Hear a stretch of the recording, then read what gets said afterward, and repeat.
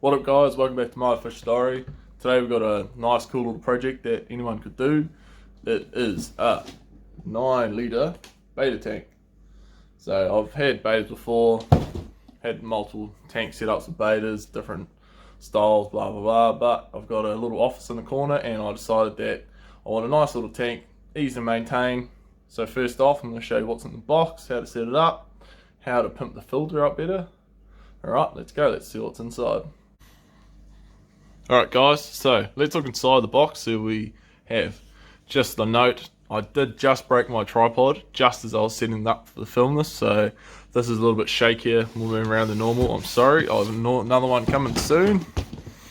But first off, obviously, tank. Where is it? There it is. Little lid. So, you see, nice little tank here.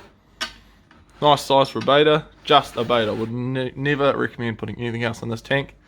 Nice curved edges, rim on the bottom, the lid, I don't know, could be better in my opinion, but we'll do the job. So, let's go through what else we got here. Get to the box. Alright, filter. So, little hang on the back filter here. Try to find the, what else we got? Got a 25 watt heater, nice little Aqua one. Comes with some beta pellets, very strange design for a packet. Interesting to see how that goes. Some water conditioner, beta water conditioner apparently. I would say any water conditioner would be fine, but that one comes for free, so we shall use it. It does come with some bio starter. So obviously, tank needs to be cycled. You need this to start your cycle in your aquarium. I've got shitloads. I've got heaps of cycled media, so I'm going to use a cycled media already in the filter to boost my cycle. But I will be adding my own product that I have here to help as well. Little fake plant, some people might use that. It does come with a sweet bag of dark gravel. I'm going to use this as let's say first layer of substrate. I'll put this on the bottom, then put the black substrate on top. And that is pretty much it guys, from what I can see. Alright, so if we can crack into this filter. It is a Clearview 75, got up to 30 litres. This is only 9 litres, so ample as for this tank. See if I can do this one-handed also again. Sorry, no bipod, broke it. Alright, remove your cap there. Got your inlet. You've got sponge in the front. Very coarse, don't know what, if it'll do a lot. And we got this cartridge. Now, I would recommend throwing this cartridge in the rubbish bin. It's not going to do a lot for your tank. It's literally got carbon and a tiny bit of wool on it. So we're going to just chuck that back in there, bugger that. Now, one thing I did notice with this filter is this part here, your inlet, just sits down in that like there. I did think that it would have to connect on to the impeller. It sits just above it, but I was wrong. It does not. It works perfectly fine just like that. It's got a little adjustable knob on the top there. So we put the lid back on, just like that, and where are we? Boom. There we go. Filter's on the back. So with the glass lid, let's see. There we go. So, nice sleek design. I'll get this all up and running, fill the water, substrate in it, whatnot. And you can see how quiet this is. It does not come with a light. That's probably the only thing I was disappointed about, but that's alright. I'm going to get a little clip on the back LED, shines in here nice. But other than that, it comes with everything else you need for a beta. So, let's get her on the desk, fill it up with water, we'll see how she goes. Alright guys, first I'm going to show you the filter and what I've done to help cycle this tank. So I've filled this whole filter with ceramic rings, a little bit of biomedia, no wool at all, because I want maximum room to get this filter cycled as fast as possible. Max flow, see there's a little bit of water out there at the moment.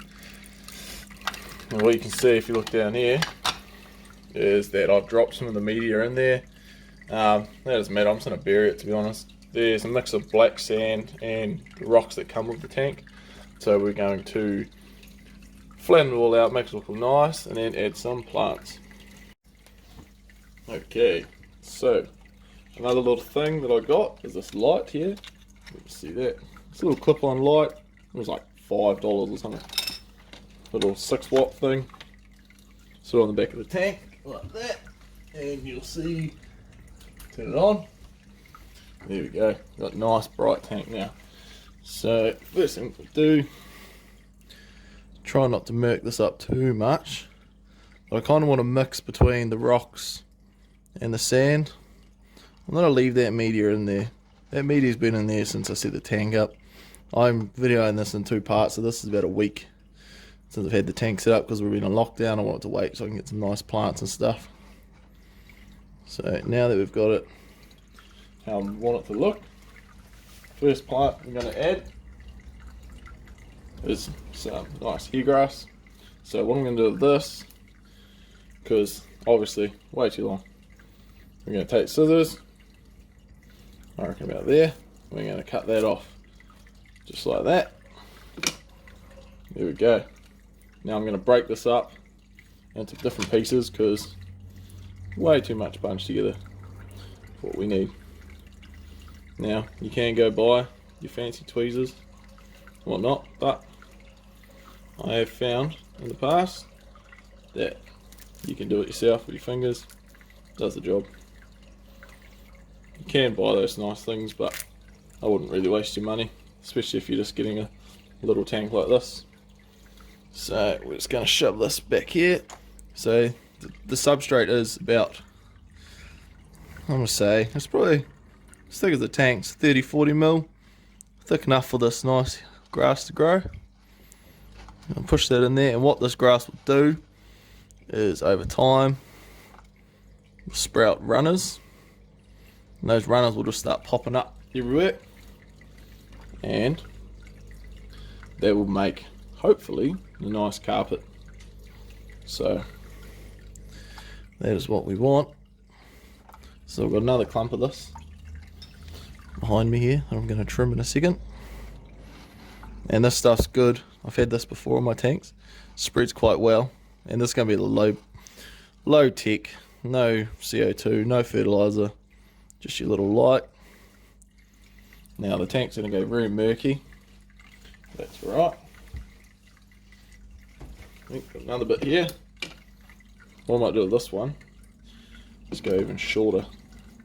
Might actually go a bit like that on the angle. Take your lid off. Don't need that. Well, hope not. And I might break this one up into 3 bits, I reckon.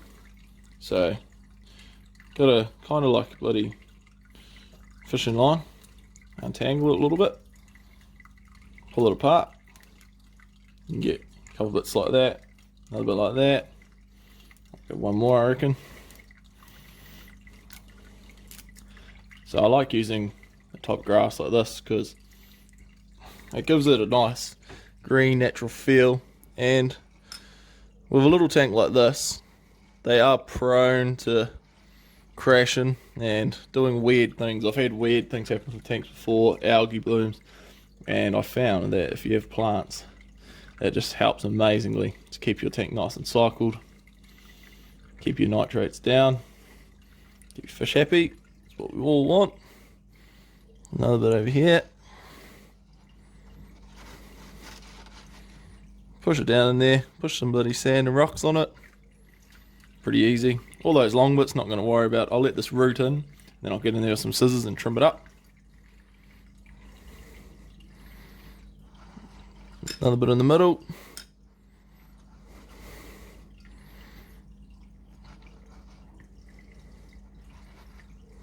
Like I said, you can use the tweezers. Probably does make the job easier, to be fair.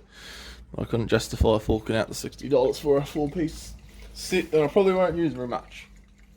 Now, the plant of choice, main plant of choice should I say, Nubius nana, nice big leafed. This is perfect plant for a little cream like this, and perfect for the betta fish. So betta fish get tired, lie down on the leaf, rest. Don't worry, he's not dead when you see him lying on the leaf, even though it does look like that sometimes. But because they've got such big long fins, it's like running all the time. You imagine sprinting all the time, you get tired pretty quick. So especially when you walk up to the tank all the time, he's flaring up his fins, swimming around fast, tires them out. So I'm going to add extra bit of lead to this off the grass, just to help hold it down, because it's got some really long roots on this guy. So I'm just going to wrap them up a bit, try to get them into a nice ball. See if I can get this in without disturbing anything else. How do we want to go about this one? I really want this one right in this corner here.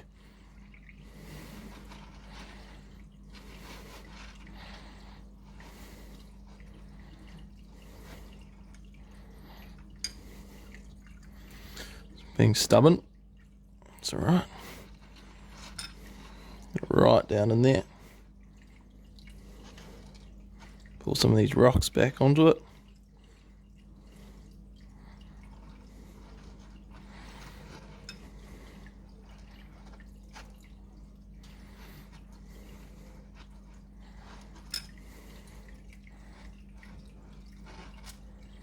There we go. Okay.